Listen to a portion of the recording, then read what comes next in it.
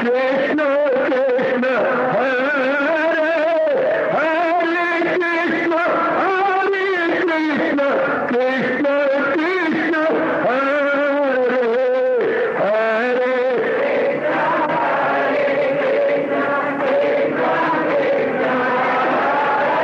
बहुत अच्छे।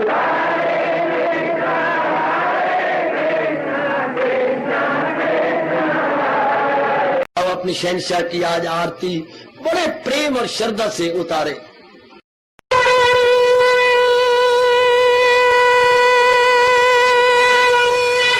ओम जय जगदीश जय हरे स्वामी जय दीनानाथ हरे भगत दास जनों के अवगुण क्षण में दूर करे। हरिओम जय जगदीश हरे जो ध्यावे दुख विनिचे मन का दाता दुख विनिचे मन का सुख तू मची गई आवे सुख तू कष्ट मिटे तन का। हरिओम जय जगदीश हरे तुम मेरे शरण पड़ूं मैं किसकी स्वामी तुम बिन और न दूजा प्रभु बिन और न हाथ करूं मैं जिसकी। हरिओम जय जगदीश हरे तुम पूरन मातम तुम अंतरयामी स्वामी तुम अंतरयामी पार परम परमेश्वर तुम सबके स्वामी। हरिओम जय जगदीश हरे तुम करुणा के तुम पालन करता सब तुम्हारा करता मैं रखिया ज्ञानी मैं सेवक प्रभु की कृपा करो भरता। हरिओम जय जगदीश हरे तुम हो एक अगोचर सबके प्राणपति स्वामी सबके प्राणपति किस विधि मिलूं दयालु किस विधि मिलूं कृपालो तुमको मैं तुम। हरिओम जय जगदीश हरे दीना बंधो ठाकुर तुम मेरे स्वामी रक्षक तुम मेरे अपने हाथ उठाओ अपनी शरण लगाओ द्वार पड़ा मैं तेरे। हरिओम जय जगदीश हरे विजय विकार पाप हरो देवा स्वामी कष्ट हरो देवा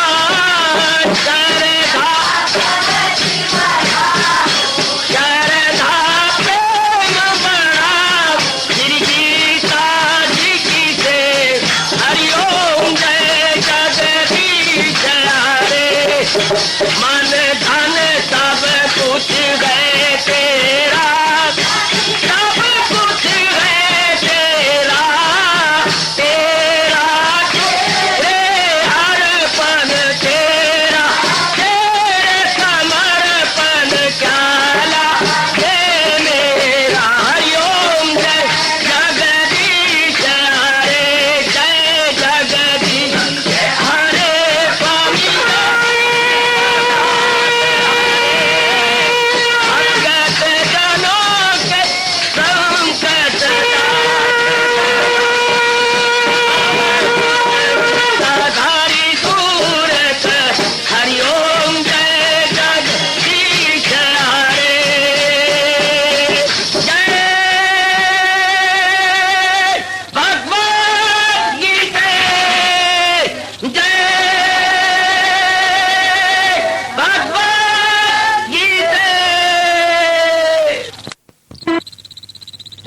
भवन्तु सुखिनः सर्वे सन्तु निरामयाः सर्वे भद्राणि पश्यन्तु मा कश्चित् दुर्भाग् भवेत्। हरि ओम शांति शांति शांति। ओम प्रभु ईश्वरी भगवान कृष्ण की जगत गुरु भगवान कृष्ण महाराज की। हाँ जी, आओ मेरे साथ शामिल, दोनों हाथ जोड़ते हुए। देखो बच्चे, दोनों हाथ जोड़कर भगवान जी के श्री चरणों को जरा निहारिए। ओम नमो भगवते वासुदेव।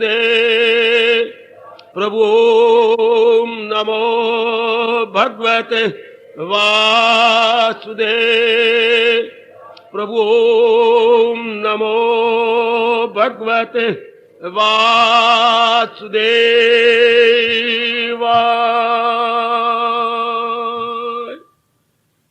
कृष्णाय वासुदेवाय हरिये परमात्मने प्रणत क्लेश नाशाय गोविंदाय नमो नमः। गोविंदाय नमो नमः। वसुदेव सुतम देवम कंसानूरमर्दनम देवकी परमानंदम कृष्ण वंदे जगत गुरुम। कृष्ण वंदे जगत गुरुम। श्री कृष्ण शरणौ मम। श्री कृष्ण शरणौ मम। श्री कृष्ण शरणौ मम। अभाग्यशाली कल्याण कामनी देवियों, बड़भागी गीता के पैरोकार मेरे सज्जनों, आओ अपने मन को एकाग्र करें। चल रहे इस अपने अनमोल प्रसंग में जोड़ के प्रसंग है साधना में विघ्न, साधना में बाधा। बड़ा भारी उपकार किया व्यास महाराज जी ने ऐसा प्रसंग चलाकर, और उसके युक्ति युक्त साधना सहित उत्तर देगा।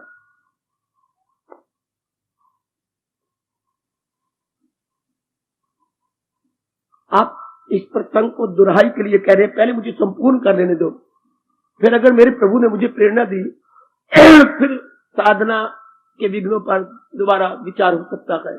यकीन नहीं दिला रहा, लेकिन अभी ये प्रसंग पूरा होना चाहिए। हाँ, एक जरूरी बात, कैसे हम अपने समय में कुछ एक आपके इस संबंधी प्रश्न उठ रहे हैं। अभी प्रतीक्षा कीजिए, शायद अगले व्याख्यानों में इसका समाधान हो जाए, नहीं तो फिर जैसे आप फरमाएंगे, पहले ये प्रसंग पूरा हो जाए। ये नाना प्रकार के विघ्न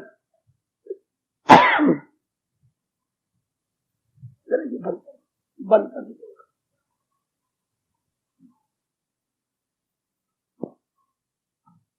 जब आपका इरादा पक्का है, आप दृढ़ निश्चयी गए और साधना में सच्चाई से काम ले रहे गए, तो मुझे पूर्ण आशा है कि विघ्न नहीं आएंगे, क्योंकि मुझे भगवान का फरमान अच्छी तरह याद है और आपको भी याद रहेगा। वो रास्ते में उसके रुकावट कहां, जरा भी जो ये धर्म आ जाएगा तो खौफ व खतर से बचा जाएगा। ना तो समय जाया जाता है और ना विघ्न आती है। आप देखना, कुछ आप में कमी आपको खुद ही अनुभव होने लगेगी।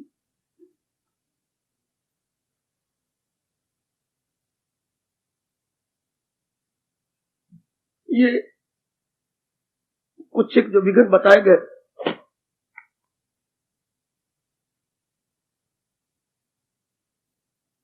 कुछ एक हर एक के मन में प्रश्न उठते हैं। आप जिस तरह साधना किए जा रहे हैं, किए जाइए, और साथ ही साथ अपने भगवान से प्रार्थना भी कर देना। मेरे देवियों, मेरे सज्जनों, ये जरूर कहना, यदि हम प्रभु सच्चे और पक्के हैं तो हमारी मदद कीजिए, जो हो ये विघ्न उन्हें हटा दीजिए। बड़े प्रेम से कहना, क्योंकि वो वचनबद्ध है, मेरे पास जिस राह से लोग आए मैं राजी हूं अर्जन मुराद अपनी पास। ये उनका पक्का संकल्प है आप सबके प्रति। मैं बड़ा लाभ उठा रहा हूं, बड़ा उठाया भी है, उठाता भी चला जाऊंगा। आपको भी वही नेक राय देता हूं जिससे मुझे बड़ा लाभ हुआ है।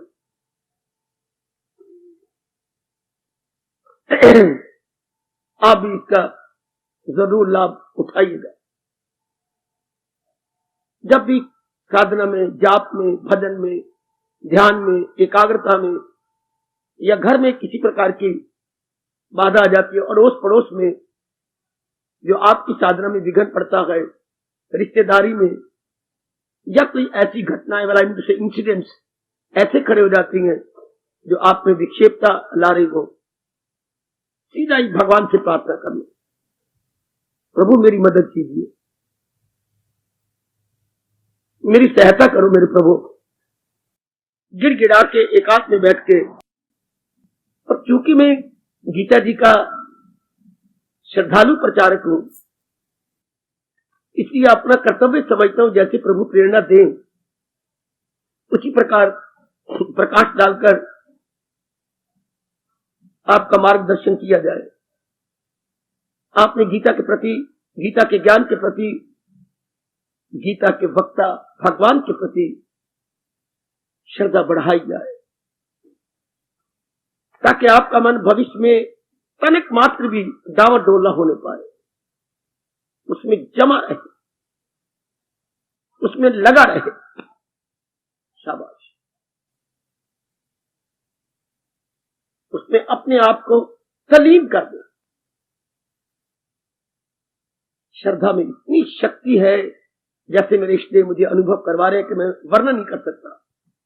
ऐसे मन जम जाता है तो बहुत ही छोटा शब्द, और इसके अर्थ और प्रभाव बड़ा गंभीर है। श्रद्धा, मैंने कई बार पहले भी बताया, श्रद्धा का यथार्थ अर्थ जो हमारे महर्षि वेदव्यास और बाकी गीता रिसर्च स्कॉलर्स, गीता के अनुसंधान करने वाले, गीता रहस्यकार बताते हैं, वो यही कि भगवान और भगवान के उपदेश बिना मेरा कल्याण हो ही नहीं सकता। ये ही लगा देना जरूर। इस जन्म में अगर मेरा कल्याण होना है तो भगवान और भगवान के फरमान अर्थात ज्ञान से, और कोई मेरे लिए साधन नहीं। हम ये नहीं कहेंगे हर एक के लिए, अपने लिए कहना, सब्जेक्टिव जाना कि मेरे लिए और कोई चारा नहीं है, मेरे लिए और कोई जरिया ही नहीं है, फिर आपका मन जमा रहेगा। जैसे मेरी नेक बेटियां शादी के बाद ये दिन निश्चय के बाद मैंने अब सारा जीवन इन्हीं के साथ बिताना है।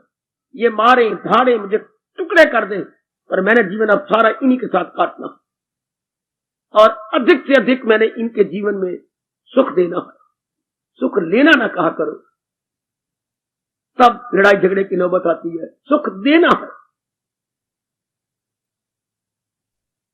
गीता का ये बहुत चोटी का उपदेश है, तुझे काम करना है, नहीं उसके फल पर तुझे, मैंने सुख देना। लेने की बात आप कहेंगे तो ये एक संसारिकता हो जाएगी, स्वार्थ आ जाएगा। मैंने देना है। मेरे प्रभु बड़े खुश होते हैं जिसके अंदर ये भाव गहरा उतर गया कि मैंने सुख देना है। कहीं भी किसी से भूल हो रही हो तो आज चेक कर लो, तो मैंने अपनी ओर से सुख देते ही भाव आपके बन जाता है। मेरे भगवान पूर्ण रूपेण आपके साथ हो जाती है। जिनके अंदर ये भाव बन जाता है, स्वार्थ रहित हो जाती है। कितनी बार मैंने कहा, स्वार्थ समाप्त प्रभु प्राप्त। आप इस व्यास जी के सिद्धांत को अनुभव कीजिए। स्वार्थ समाप्त तो मन की विक्षेपता ही बंद। मन तो अपने स्वार्थ से धक्के खा रहा है, यहां तहां वहां, हेयर देयर एवरीवेयर, अपने स्वार्थ को लेके जाता है। जब स्वार्थ ही खत्म हो गया, बस खत्म। अब मैं आगे चाहूं, आगे के विघ्न पर प्रकाश डालूं, आप अपनी श्रद्धा बढ़ाते रहना। मैंने तो इस परिभाषा का बड़ा लाभ उठाया है, भगवान और भगवान के ज्ञान के बिना मेरा कल्याण हो ही नहीं सकता। ये भाव मेरे अंदर बड़ा गहरा उतर गया है। अगर कोई मेरे अंदर गोता मार के देखे, आप बड़े गदगद हो जाएंगे। यही भाव आप रख लो कि भगवान और भगवान के ज्ञान के बिना, अर्थात गीता उपदेश के बिना मेरा कल्याण नहीं हो सकता, किसी से नहीं हो सकता। अर्जुन का ये भाव इतना चोटी का है जिसकी मैं महत्ता मैं जान रहा हूं। भला दूसरा है जहां में करे दूर मेरी जो वह।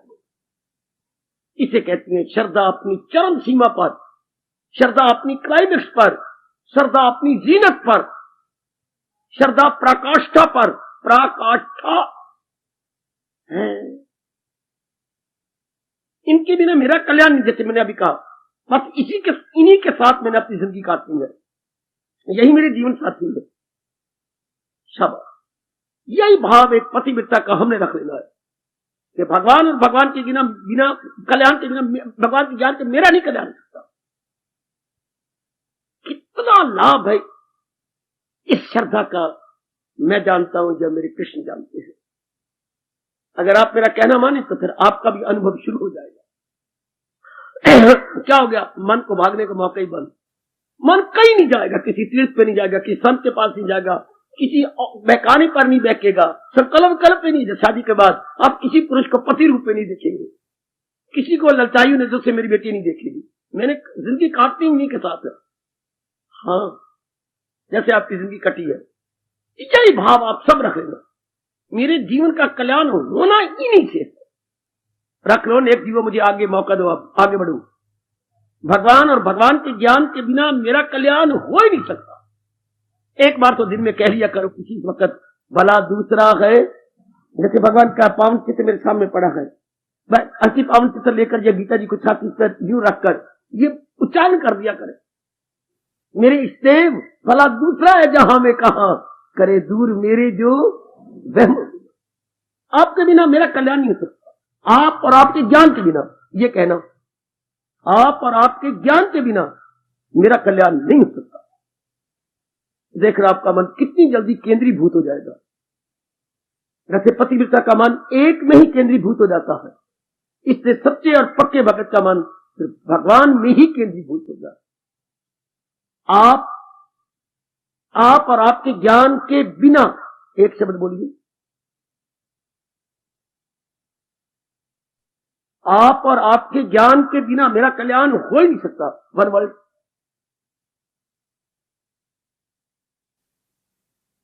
इसमें आप कमले बनते हैं।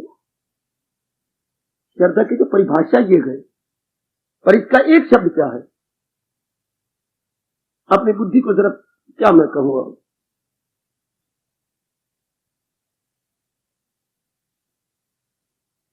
एक शब्द नहीं आता गीता का। अच्छा मेरे से ले लो और हमेशा याद रखना। मेरी चोट जरूर लगती है, जो लगनी चाहिए। मन में थोड़ी सी चोट लगती है कि मौके पर आप भूल जाती है। बेटे अनन्यता, और ये अनन्यता कहां लगाओगे? अनन्यता, अन्य और नहीं जाता मन जिसका। हाय हाय, कितना प्यारा शब्द है भगवान जी का, अनन्यता। ये आपका है नामेध्याय का 22वां श्लोक। अनन्य चिंत्यंता माम ये जना पर्युपास्य, जो करते गए खालिस इबादत। खालिस इबादत क्या? जो यक दे लो जी में न रखे, जिन्हें और किसी का ख्याल नहीं आता। ये शब्द ना भूलना, ये भगवान जी के श्रीमुख से निकला है। अनन्यता, जो मेरे अनन्य पुजारी। अनन्य शब्द तो कोई नहीं होता बच्चे, अन्य की ओर नहीं जाता मन। शब्द तो अन्य है, अन्य में दूसरा, और भगवान तो शब्दों के बनाने वाले गए।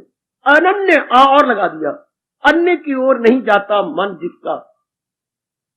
इतना तो हमारा मन हो जैसे आप शादी के बाद आपका मन कहीं उनके छोड़कर नहीं गया, और जिनका जाता है तलाक ले लेती है बड़ी जल्दी। संबंध विच्छेद, तलाक को हमारी राष्ट्रभाषा बोलती है, संबंध विच्छेद में टुकड़े कर देना। पति देव के साथ संबंध के टुकड़े टुकड़े कर देना, बड़ा प्यारा शब्द है संबंध विच्छेद। इसको हम डाइवोर्स बोलेंगे इंग्लिश में। लेकिन जब ये बात के पास मैंने सारी जिंदगी इन्हीं के साथ काटनी है, मेरा कल्याण ही भगवान इसे बोलते हैं अनन्यता। परमात्मा करे ये गुण हमारे अंतःकरण में ध्रुव तारे की तरह चमकना चाहिए। जैसे गगन के उत्तर में हर रात्रि को यह तारा चमकता है, ये उत्तर होता है। वैसे कि हमारे पृथ्वी के दक्षिण जहां सूरज निकलता है ये पूरब, और इसके उल्ट पश्चिम ये उत्तर। ध्रुव तारा बड़ी शान से चमकता है। इस तरह ये भाव अनन्यता हमारे में शान से चमके। न मैं कहूं मैं अनन्य हूं, न आप कहें, भगवान कहें ये मेरा अनन्य पुजारी है।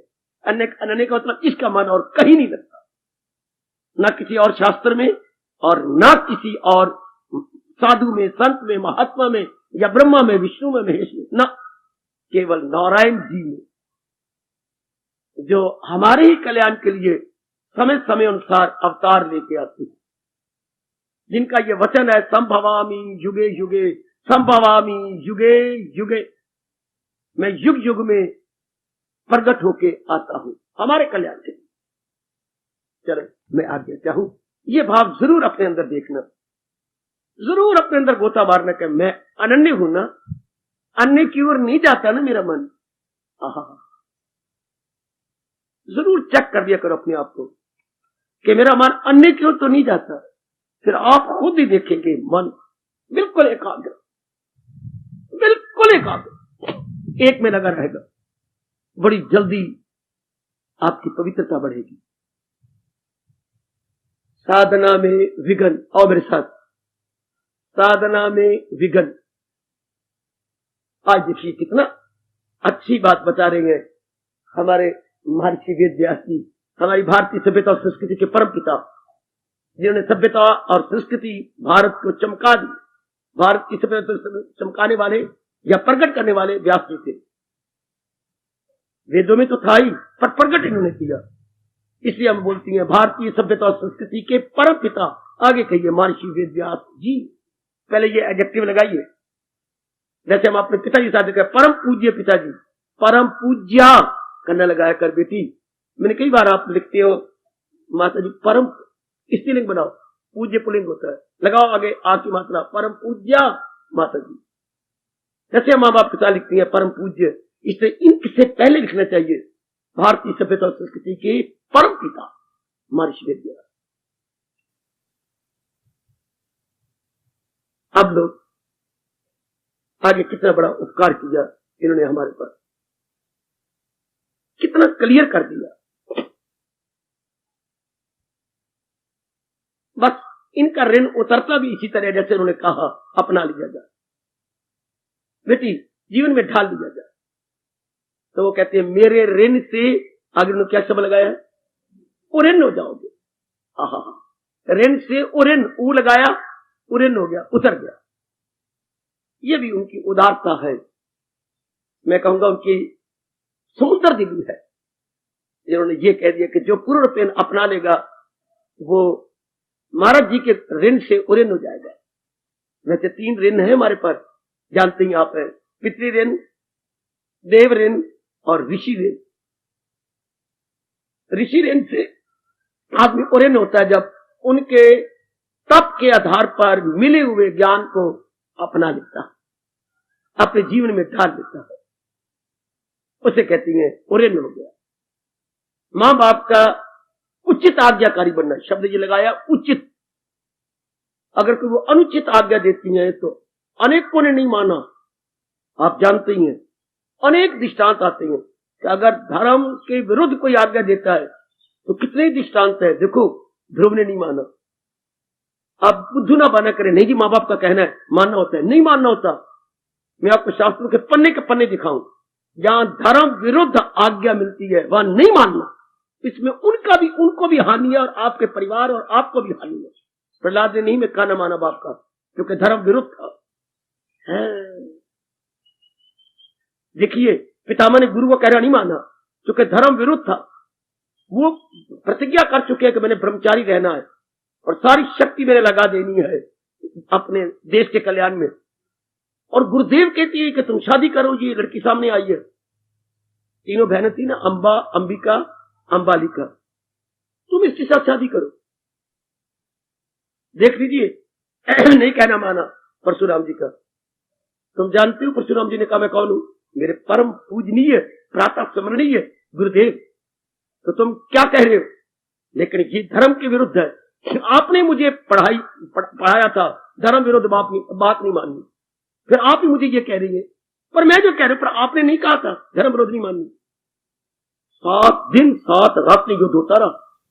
किसके साथ? कितनी हैरानगी की बात है। पितामह अपना बच्चा, अपना शिष्य है, और परशुराम युद्ध करते रहे। आखिर में इंद्र अपने देवताओं को लेकर हाथ जोड़े आया, महाराज परशुराम जी ये क्या हो रहा है? आपकी तो हार हो गई।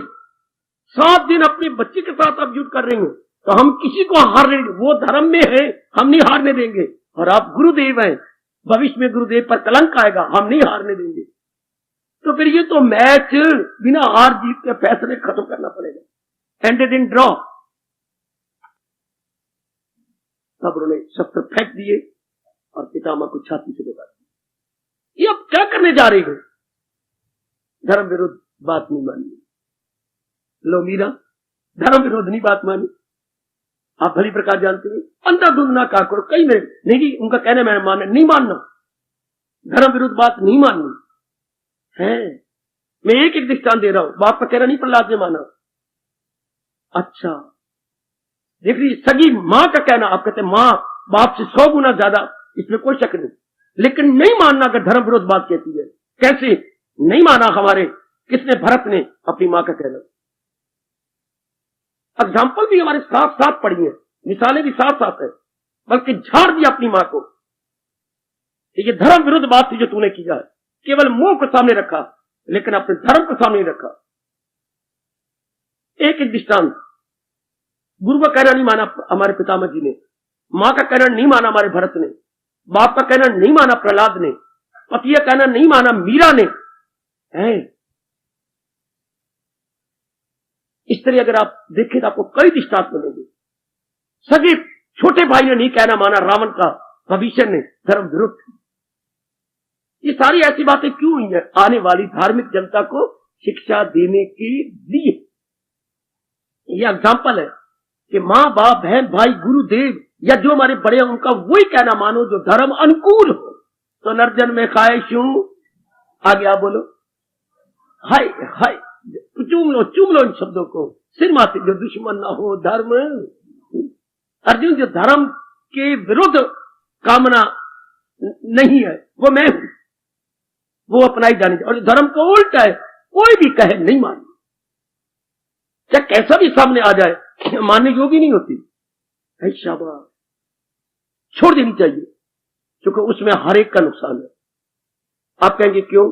धर्म अनुकूल इच्छा भगवान की आज्ञा है, और धर्म विरुद्ध भगवान नाराज होते हैं। इसी पिताजी को, माता जी को जो भी कोई ऐसी उल्टी पुल्टी राय दे, समझा देना चाहिए, मां तू भोली बाली है, तो ऐसी आज्ञा दे रही है जिससे तेरा और तेरे परिवार को बड़ी हानि पहुंचेगी। मुझे बड़ी है, क्योंकि ये धर्म के विरुद्ध है, अर्थात भगवान जी की आज्ञा के विरुद्ध। मैंने इशारा कर दिया, आप भविष्य में अंधाधुंध किसी की बात नहीं माननी, कोई भी करो, जो धर्म अनुकूल हो। एक छोटा सा बच्चा भी कहे सिर झुका दो। एक छोटा सा न्याना काका कहता है बात मान जाओ। एक छोटी सी उम्र वाले सुखदेव, हजारों ऋषियों ने सिर झुका करके सिर चढ़ा लिए उनकी आज्ञा से, क्योंकि उम्र नहीं देखी गई, उनका ज्ञान देखा गया, उनका अनुभव देखा गया। चलो अब मैं आज्ञा मांगू, आगे चले। क्या बाधा आती है आगे? क्या प्रकाश डाला है हमारे व्यास जी ने? साधना में विघ्न, ध्यान देना, साधना में विघ्न, ये चल रही है। आज कितना नंबर है इसका? कितने बता चुका हूं? आज छठा, 7वां, 6 आप सुन चुके हैं। फिर मैं वचन दे चुका हूं, मैं दुराई, अगर मेरे प्रभु ने चाहा तो हम दुराई करेंगे। अब हम आगे बढ़ करके एकाग्रता से काम लेना, बीच में कोई प्रश्न न करना, और आगे बढ़ चलो। ये सारी मैं तो भगवान से प्रार्थना करूंगा कोई भी विघ्न ना आए। आपका हितैषी हूं, परम हितैषी भगवान होते हैं, उसके बाद हमारे गुरु या हमारे समझाने वाले होते हैं कैसी। तो परमात्मा से तो मेरी बार बार ये प्रार्थना रहेगी कि किसी प्रकार की कोई बाधा आपके मार्ग में न आने पाए। गिरफ्तारियों में है, जिम्मेवारियों में है, बाधा आएगी, काफी समय से चला जाएगा। कुछ आपकी गलती से बाधाएं आती हैं, कुछ आपके पूर्व संस्कारों से बाधाएं आती हैं। पर दयालु परमात्मा से इस देव से मेरी बार बार प्रार्थना है, ना आपके बारे में कोई बाधा ना, आप में इतनी दृढ़ता नहीं है। अभी वो अवस्था में नहीं देखता जो भगवान ने कही है, अगर दिल है मजबूत, इतना मजबूती नहीं है जितनी का भगवान चाहते हैं। भगवान भी मुझे क्षमा करें, इसलिए आप जुटे रहिए, भगवान आपको लगाए रखे। लो मुझे आज्ञा चाहिए और मैं आगे बढ़ चलूं। साधना में पराधीनता। अब समय मेरा थोड़ा रह गया, बड़ा विस्तार किया व्यास जी ने। देखिए, पराधीनता साधना में बड़ा भारी विघन। बेटे, पराधीनता साधना में पराधीनता, पराधीन शब्द ऐसा नहीं है जो हमें जानकारी ना हो, पर फिर भी प्रकाश डालता हूं। पराधीनता होती है दूसरे पर भरोसा करना, पर जमा अधीनता, पर मैंने पराया दूसरा, अधीनता मैंने डिपेंड करना, उसका सहारा लेना। पराधीनता उसके सहारे, जैसे बुजुर्ग आदमी लाठी की अधीनता से चल के आते हैं, पराधीनता दूसरा का सहारा लेना। साधना में बड़ा भारी विघन जी मैं प्रकाश डालने जा रहा हूं। हेडिंग बनेगा, इसके शीर्षक बनेगा साधना में पराधीनता, बड़ा भारी विघन।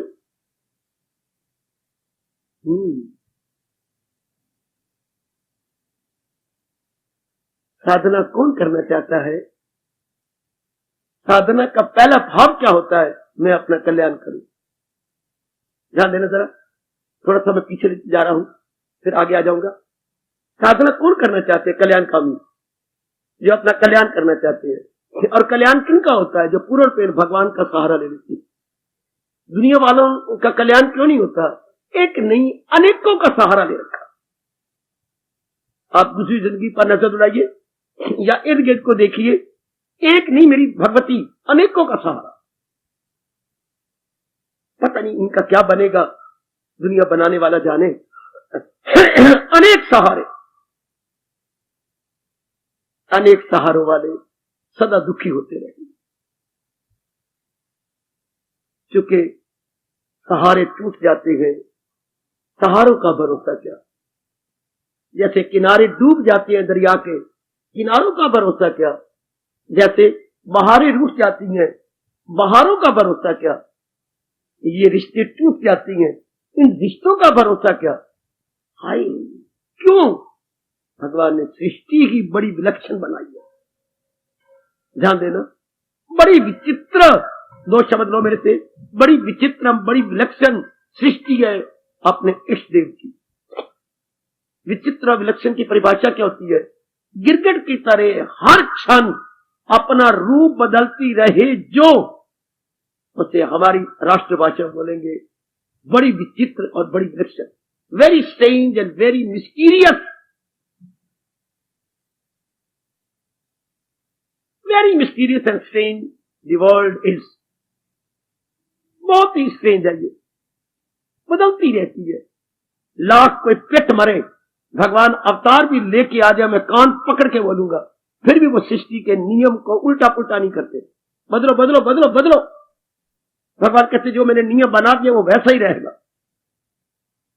उसमें रद्दो बदल नहीं करते। तो जो सदा बदलती रहे, खुद ही हमारे परम पिता व्यास जी कहते हैं, उसका भरोसा करने वाला नालायक होता है। 5वें अध्याय का 22वें श्लोक को सिर आंखों पर रखा करो। दाना कहां, इससे दाना आदमी कभी भी सहारा नहीं देगा। दुनिया के प्राणी पदार्थों में सबसे बड़ी कमी है तो यही कि ये एक जैसी नहीं रहती। आप लोगों में मेरे प्रभु की कृपा से एहसास का मादा पैदा होगा, लेकिन संसारी आदमी ये नहीं हो सकता, क्योंकि उनके अंदर कामनाओं का, वासनाओं का, इच्छाओं का बड़ा भारी शोर होना है। उनको धक्के खाने पर भी समझ नहीं आई, लेकिन आपके अंदर ये बात बैठ जाएगी कि दुनिया विश्वास के काबिल इसलिए नहीं है, इसमें बात बात में परिवर्तन होता है। शरीर में परिवर्तन ले लो, मन में परिवर्तन ले लो, बुद्धि में परिवर्तन ले लो, परिवार में रिश्तेदारों में परिवर्तन ले लो। रब्बा रब्बा, खून का रिश्ता, आपके पेट के बच्चे, शादी के बाद इनको क्या कुत्ता सूंघ जाता है, शादी के बाद वो बेटी बेटी नहीं, वो पुत्र पुत्र नहीं। हाय हाय हाय, जरा सी शादी हुई नहीं, सगी बेटी के विचार बदलते गए। सगी बेटी के जैसे मैंने पिताजी का परिवार देखा, बिल्कुल एकदम बदल जाते हैं। मेरे वैराग का सबसे पहला कारण शादी के बाद बहनों का बदल जाता, नजरें बदल जाती हैं। मां बाप के परिवार को अपना परिवार ही नहीं समझती। अभी तक मेरे पास कोई इसके जवाब नहीं। इतना परिवर्तन, इसी को संसार कहती है। सृष्टि इसी का नाम है।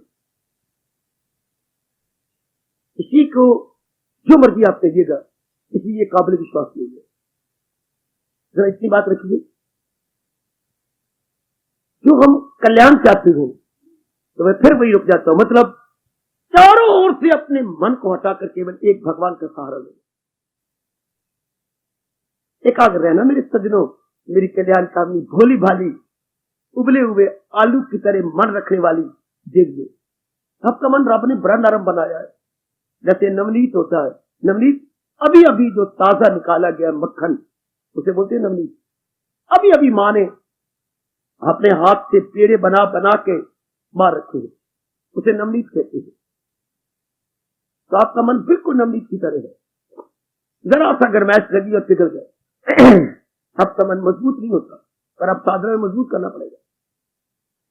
जो हम लोगों ने यहां कहां वहां डिपेंड किया था, भरोसा लिया था, अब हटा लेना होगा, तभी कल्याण हो सकता है। आप इधर आप जाप कर रहे हो, सत्संग कर रहे हो, कल्याण चाहती हो, अपना परमार्थ बनाना चाहती हो, और फिर भी आप भरोसे लेती हैं क्या? फिर भी आप प्राधीनता लिए जा रहे हैं। गोता मारना, चलते जाओ। आप अपने अंदर देखना, मेरी प्राधीनता कम होती जा रही है ना। पहले मैं बहुत सहारा लेता था पत्नी का, अब कम करता जा रहा हूं ना। कल यदि मेरी नौकरी छूट जाती है तो क्या मैं बिल्कुल नौकरी पर डिपेंड करता हूं?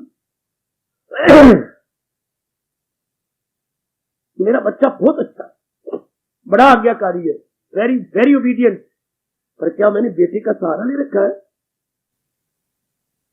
क्या मेरी खुशी इसी पे डिपेंड करती है? बड़ी सीरियसली जरा नोट करना। एक एक को सामने रख लो। पिताजी बूढ़े हो चले गए, सचमुच इनका बड़ा सुख है हमारे परिवार में, पर कल यदि ये चले जाते हैं तो मेरी मन की दशा क्या होगी? मां जी ने बहुत ही सहारा दिया, कोई शक नहीं, बड़ा भारी उपकार है मां जी का, पर कल ये अगर इनका वियोग हो जाए तो क्या पूर्ण रूप आप इन्हीं के भरोसे? अब आप ही सोचिए, हम सारी कल्याण कामी है, पूर्ण भगवान का भरोसा चाहती है। मन आप पिट मरना कल्याण एकाग्र हो ही नहीं सकता अगर आप इनके सहारे लेते रहे। क्यों? मैं बताता हूं आपको। जब आप जाप में बैठेंगे, जब प्रातःकाल भगवान को हाजिरी देंगे, हाँ, तो मन बार बार इन्हीं में जाएगा। और अगर पूर्ण रूपेण अपने मालिक के भरोसे हैं, क्या हो गया अगर ये हो गए तो असली सहारा तो मेरे भगवान का होता है। आंतरिक रूप में भगवान सहारा दे रहे होती है, बाहरी रूप में मां नजर आती है। क्या देना है मेरे भगवान का फरमान? बाहरी रूप में मां, हम कहते मां बड़ा सहारा दे रही है, पिताजी बड़ा सहारा दे रहे हैं, मेरी पत्नी बड़ा सहारा दे रही है, मेरी पति जी तो मेरे लिए बहुत ही सहायक है, ठीक, मेरा पुत्र तो मेरी लाठी है, ठीक, लेकिन भगवान कहते कमले और गौर से देख, ज्ञान की दृष्टि से देख, दिव्य चक्षु से नहीं, ज्ञान दृष्टि से देख, इन सब के पीछे भगवान सहारा दे रही है। दरअसल होती गए मेरी की जगह कहिए उनकी ही दाद, इन सबके पीछे उनकी दाद है, उनकी बख्शिश है जो हमें नजर दिया। तो इतना हम कल्याणकामी है, हम इस बात को जान गए। इनके द्वारा, इनके द्वारा भगवान हमारी सहायता कर रही। इसमें कोई आपत्ति या इतराज हो तो मुझसे पूछ दो, वरना भगवान कभी ना मुझे और आपको आज्ञा देते। सहारा किसी का अमल उसका है, ऐन सर की अमल। वो दुनिया में रहता हुआ भी नहीं रह रहा, वो कर्म करता हुआ भी, ये तो भगवान कह सकते थे और कोई नहीं दिलेरी कर सकता ऐसे कहने की, ऐसी जुर्रत नहीं कर सकता कोई। ऐसे दलेराना ऐलान ब्रह्मा जी भी नहीं कर सकते सिवाय नारायण से। जो पूर्ण रूप में भगवान का सहारा ले रहा है, वो कर्म करता हुआ भी नहीं कर रहा, दुनिया में रहता हुआ भी नहीं रह रहा, क्योंकि उसने मानसिक रूप में अपने भगवान का सहारा लिया। यही अवस्था आपकी है। बाहरी रूप में भले ही आदर मान दो माँ जी को, पिताजी को, पति को, अपने पुत्र को या और को, लेकिन आंतरिक रूप में देखना है मैंने सहारा को अपनी मालिक का ले रखा। नौकरी छूट गई तो क्या हो गया, मन को समझाइए। अगर छूट गई तो क्या हो गया मेरे मन, क्योंकि सबके अन्नदाता तो भगवान। हाय हाय हाय, कितना प्रभु खुश होंगे अगर ये भाव आपके अंदर बैठ गया है। अन्नदाता तो प्रभु है, सबसे रोजी देने वाले तो मेरी स्टेट जी है, जिन्होंने ये आप जैसों को पक्का वचन दे के प्यार दे रखा है। करूँ हाजते उनकी, वो मेरी हिफाजत में हो। सुबह साहब 9वें अध्याय का 22वां फरमान, क्या चोटी का फरमान है। योगक्षेमम वहामी अहम, उनका योगक्षेम तो मैं करता हूं, और आपका नहीं करेंगी तो किसका करेंगे। विशेषकर आपका तो उनको करना ही है, क्योंकि वो सारे जहां के गए माता पिता। जरा देखिए, कर्परी देव की नौकरी छूट जाती है या कोई अचानक कोई दुर्घटना घट जाती है, आपने देखती रहने की बड़ी जबरदस्त बात है जो हमें सुख देती है। हमारा मन पूरे रूप में उनका सहारा ले लेता है। नारी तो खास करके मेरी आप माताएं हैं, मेरी बेटियां हैं, आप ध्यान से देख लो, जो जरा सा आपको सुख देगा आप लॉन्ग जंप लेके उसके कंधों पे बैठ जाती है। क्षमा करना अगर ये दृष्टांत दे रहा हूं तो आपका मन लॉन्ग जंप लेके उसका बन जाता है। लेकिन अब आप कल्याण भी तो चाहती है ना, और आपके कल्याण साधन बताने वाले कहते नहीं, अब भगवान के सिवा और सहारा मानसिक रूप में नहीं लेना, अंदर ही अंदर सहारा आपने अपने भगवान का रख लिया। भले ही माँ जी बड़े उपयोगी नहीं है, पिताजी बड़े उपयोगी है, पतिदेव बड़े उपयोगी है, यानी very useful, very fruitful to you, no doubt, very cooperative to you, बड़े से योगी हैं। लेकिन अब कल्याण जो करना है तो कल्याण होता उनके गए जिन्होंने इस भाव को सदा के लिए अपने कंठ में, कंठ से नीचे छाती में, छाती के नीचे मन में, और मन से ऊपर बुद्धि में रख लिया है। सहारा किसी का न ले सकता, जिन्हें अंतःकरण में सुचारू स्थान इसे दे दिया है। सहारा तो मेरे परमात्मा का है, जो इनके सुनो सुनो, जो इनके द्वारा मुझे सहारा दे रही है। पकड़ो इन शब्दों को जो गीता में भगवान ने कहे, दरअसल होती गए मेरी गीता। पकड़ लो इनको, मैं बड़ा लाभ उठा रहा हूं। माँ जी के द्वारा भगवान आपकी सहायता कर रही है। जो कहा बच्चे अपने दृष्टिकोण बदलो, बदलो अपना दृष्टिकोण। पिताजी के द्वारा मेरे प्रभु आपकी बड़ी सहायता कर रही है। पति देव के द्वारा, पत्नी के द्वारा, पुत्र के द्वारा मेरे प्रभु आपकी सहायता कर रही है। इस बैठे हुए अपने भगत के द्वारा भगवान जी आपको ज्ञान दे रही है। इनके द्वारा सही रूप में देखा जाए तो उपकार भगवान का है, हमारे जैसों का नहीं, क्योंकि शक्ति वो दे रही है, प्रेरणा वो दे रही है। मतलब 40 साल लगातार कोई गीता पर बोलता रहे, एक असंभव बात नजर आती है। रोज नई बातें, रोज नया ज्ञान, ये कौन देता है? मन नहीं दे सकता, लिमिटेड है। बुद्धि मोस्ट लिमिटेड है, तो कौन देता है? बुद्धि और मन को पीछे दे भगवान। और आप खुद अंदाजा लगाओ, एक छोटा सा शरीर 40 सालों से लगातार गीता जी पर ही बोलता जा रहा था, और हर रोज नए विचार, नए दृष्टांत, हर चीज नई। From where? फ्रॉम ऑलमाइटी, जिनका कोई एंड ही नहीं। प्रभु अनंत, प्रभु कथा अनंता, गावी अनादि अनेक संता। भगवान की अनंत और भगवान की कथाएं भी अनंत है, जो शुरू से महापुरुष गारे गए और अंत ना हुआ है ना होगा। अगर हम सारों के पीछे देखा जाए, भगवान जी मुस्कुरा रहे थे, वही सहारा दे रहे थे। ये भाव बनाए रखो, आपका मन पक्का सहारा भगवान को ले जाए। वरना अपराधीनता से क्या होता है, अगर हम ये भावना पक्का करें, आपके सिरों की कसम, एक गंदी वृत्ति नहीं छोड़ेगी आपको साधना में। क्या मोह, आसक्ति, अटैचमेंट, रग़बत। अगर आप बैकग्राउंड में माँ के, पिताजी के, पतिदेव के, पत्नी के, गुरुदेव के या बाकी किसी देवता के बैकग्राउंड में भगवान को नहीं देखते, उसके प्रति आपका मन पूरी तरह आलिंगत हो जाएगा, पूरी तरह ग्रस्त हो जाएगा, कैसे मरो नहीं छोड़ेगा उससे। है इतना सहारा दे रही, इनका इतना मेरे ऊपर उपकार है, मैं इनका बदला ही नहीं चुका सकती, मैं तो एक दिन भी इनका ऋण नहीं। मरो फिर और मरो, और आपका मन झुकेगा उसके साथ। और ध्यान में विघन है, अनन्यता में विघन है, साधना में विघन। कैसे वो छोड़ोगे अगर ये बात मन में रखोगे तो? जो मन को कोई समझाते, भगवान की मेरे दयालु कृपालु प्रभु पिताजी के द्वारा मेरा इतना उपकार कर रहे, change your angle of vision. ये कितना अच्छा भाव है 10वें अध्याय का। गरज जानदारों में जो है सफात है, उन सब का मुंबा मेरी भाती। कितना ज्योति का भाव है जो मैं आपके अंतःकरण में सदा श्रद्धा के लिए रखना चाहता हूं। इसी से अटैचमेंट खत्म होगा, वरना अटैचमेंट नहीं खत्म हो सकती। और जहां मोह नहीं खत्म होता वहां एकाग्रता नहीं आती, क्योंकि मन बार बार उधर जाएगा। किधर? जिसको हमने महत्ता दी है आएगा, जिसको हमने इंपॉर्टेंस दी है, न चाहने पर भी मेरी दीदी आपका मन उससे किधर भागेगा। मेरे सज्जनों और मेरे धार्मिक भाइयों, और जब इन सारों के बैकग्राउंड में भगवान को देखते हैं, इनके सारे बैकग्राउंड में कैसे, सिनेमा तो कभी देखा ही होगा। हाँ, अब आप पिक्चर देख रहे हैं, नए नए दृश्य आ रहे हैं, जा रहे हैं, आ रहे हैं, जा रहे हैं। कभी दुखांत आता है, सुखांत आता है, कभी ट्रेजेडी, कभी comedy, one after another I जा रहे हैं, भागी जा रहे हैं।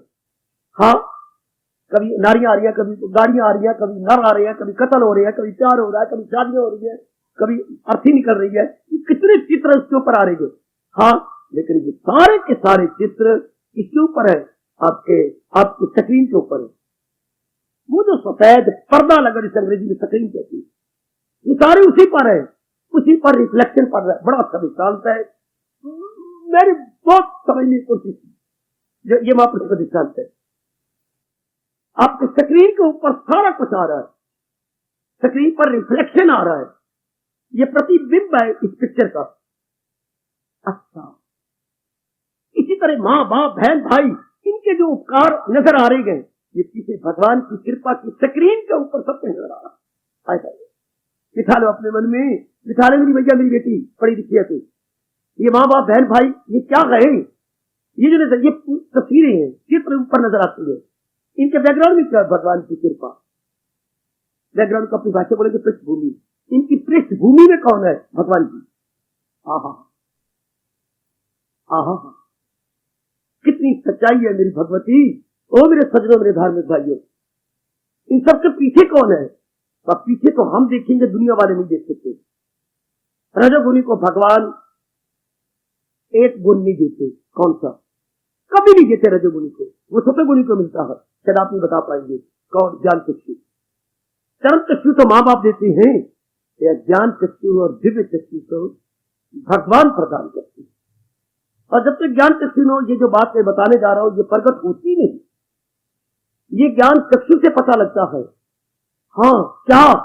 इन सबसे पीछे मेरे प्रभु की कृपा, मेरे इस देव की कृपा हो रही है। बिठा लो ना मेरे पास बैठे बैठे, अभी बिठा। बाकी आपके पास समय बहुत थोड़ा होता है, कब बिठाओगे? कितने रंडी रोने हैं घरों में, कितने गोरख धंधे हैं आपके समाज में, अभी बिठा लीजिएगा। जितने भी जो कोई भी आप पर उपकार कर रहा है, इस उपकार के बैकग्राउंड में भगवान जी है। इस उपकार के पीछे कौन है? जब पीछे वाले को देखो, प्रभु मुस्कुरा रही है। मालिक के इनके द्वारा, सुनो ना, भगवान जी इनके द्वारा आप पर कृपा कर रही है। मेरे इष्ट देव लार्ड कृष्ण इनके द्वारा आप पर कृपा करते हुए मुस्कुरा रही है। इस बात को जरा पक्का करो ना। लो, अब आपका मन उस एक प्रभु में लगा है, उस एक दाता में लगा है।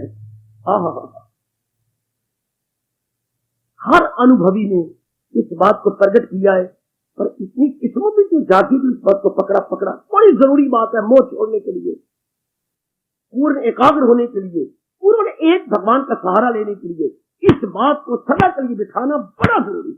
वरना पिट मरो, पूर्ण एकाग्र नहीं हो सकती, बार बार मन उधर जाएगा। अगर अब यूं कहोगे नहीं, पतिदेव के द्वारा भगवान कल्याण कर रहे हैं मेरा, यूं को भगवान उपकार कर रही है।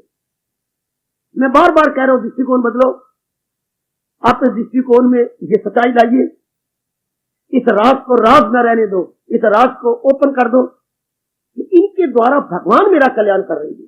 कोई इन माँ जी के द्वारा, पिताजी के द्वारा, हाय बड़े भाई के द्वारा, हाँ पतिदेव के द्वारा, पत्नी के द्वारा, गुरुदेव के द्वारा, या फलाने देवता के द्वारा, या वो शेर वाली मैया कहती है इनके द्वारा आहा भगवान मेरा कल्याण कर रही है।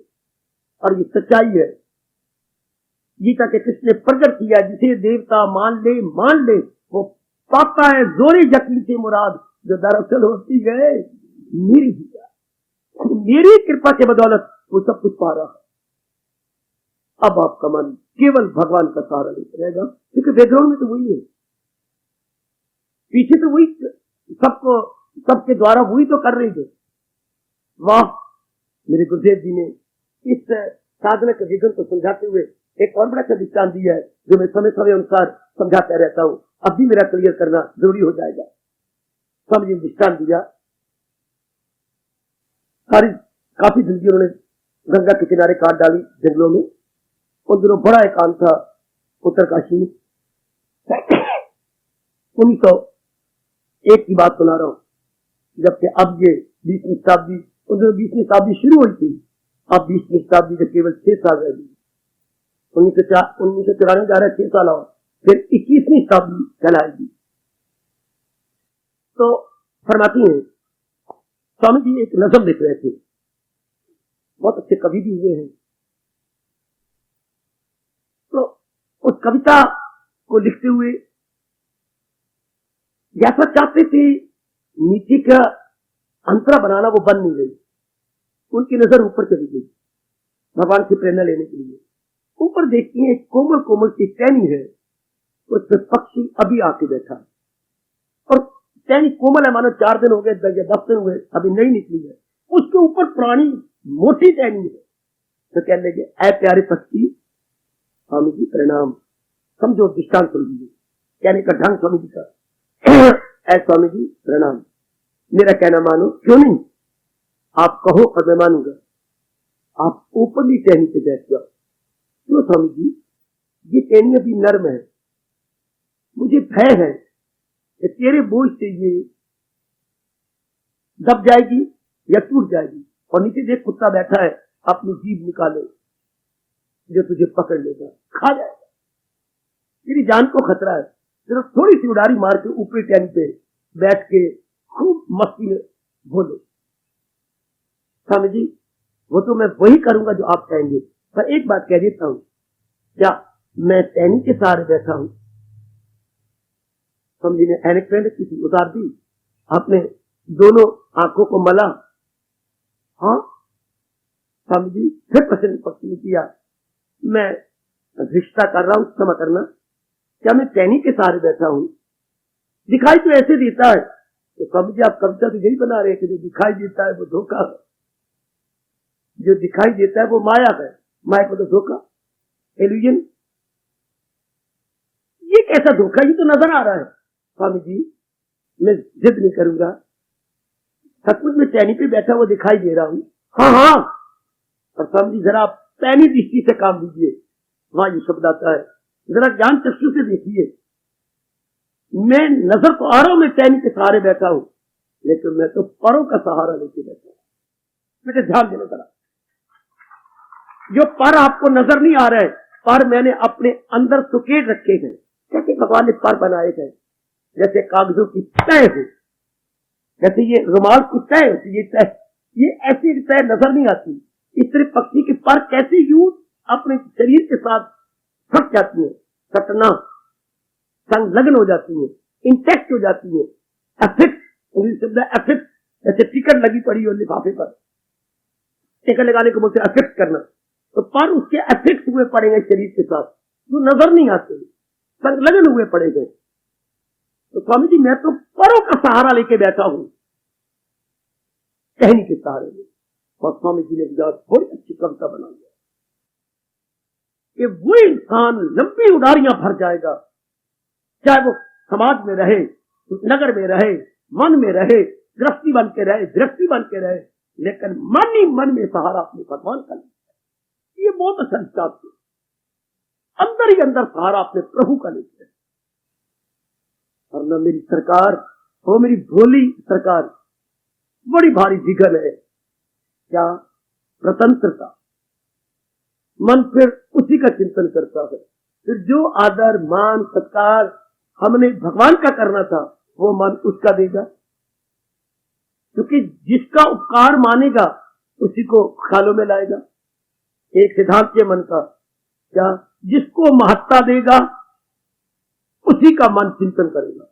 ये हमेशा याद रखेगा, ये एक सिद्धांत है, ये एक नियम है परमात्मा ने बना रखा। आप जिसको भी महत्ता देंगे चिंतन की दुनिया में वही बार बार आपके आएगा, ख्यालों की दुनिया में वही आपके अंदर आया करेगा। तो क्यों ना जो सच्चाई है, क्या महत्ता देने जो केवल भगवान की है, क्योंकि वो सर्वशक्तिमान है, अपनी ओर से सब कुछ शक्ति दे रही है। महत्ता देने की मैं समझाता हूं, महत्ता देने की योग ट्यूब नहीं, बल्ब नहीं, या अपने हीटर नहीं, अपने रेडियो नहीं, अपनी टीवी नहीं, अपनी फ्रिज नहीं। महत्ता देने योग क्या है? पावर हाउस है। बड़ा अच्छा दृष्टांत है, अगर आप मन में रख लेते, महत्ता देने योग पावर हाउस है, जहां से पावर की करंट आ रही है और इन सारे पॉइंट में अपना रंग दिखा रही है। इसी तरह महत्ता देने योग माँ बाप बहन भाई यथार्थ रूप में नहीं, महत्ता देने भगवान की सर्वशक्ति मत्ता है जो सब कुछ शक्ति दे रही है। बौद्धिक शक्ति किसने दी? भगवान ने। मानसिक शक्ति किसने दी? भगवान ने। शारीरिक शक्ति किसने दी? भगवान ने। साधन की शक्ति किसने दी? भगवान ने।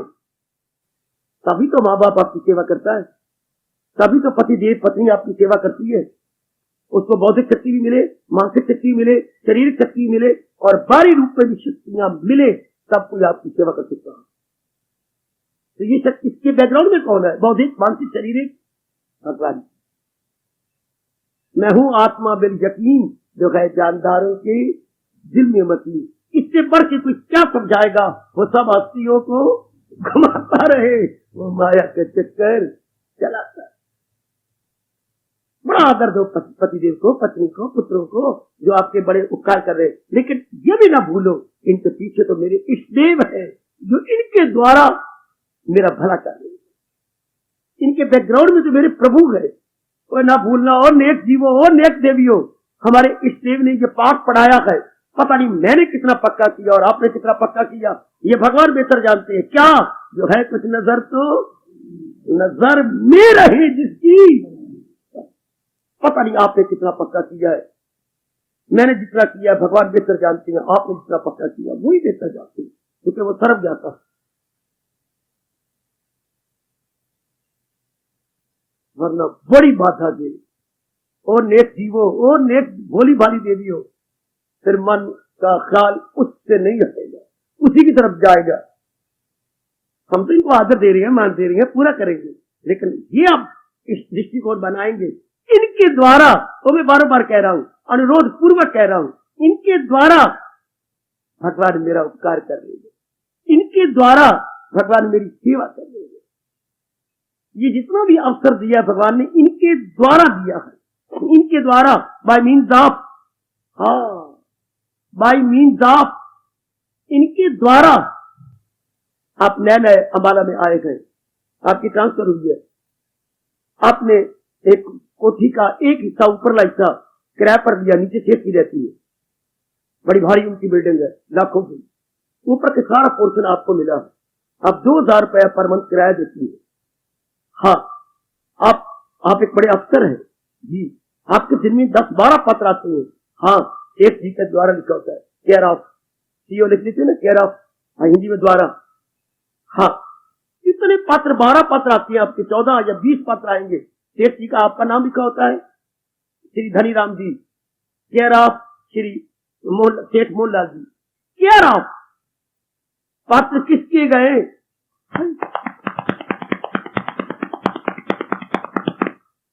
कमला हो जाता हूँ सब कुछ। ये पत्र किसकी है? धनीराम जी के। हाँ, पर सेठ जी के द्वारा आ रहे गए। ये उपकार कौन कर रहा है? माँ बाप, बहन भाई, पति पत्नी के द्वारा भगवान जी कर रहे, इनके द्वारा।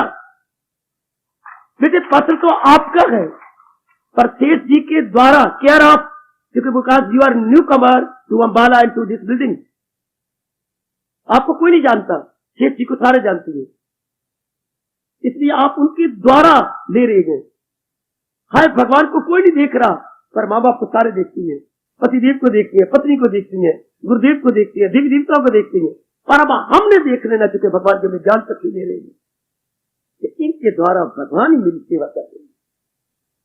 वरना सोच लो आप, आज जाके नींद लेने से पहले आराम पर सोचना, वरना मेरा मन पूर्ण प्रेम केंद्रीभूत कैसे होगा भगवान में? और केंद्रीभूत नहीं होता तो ये शर्त कैसे पूरी करोगे?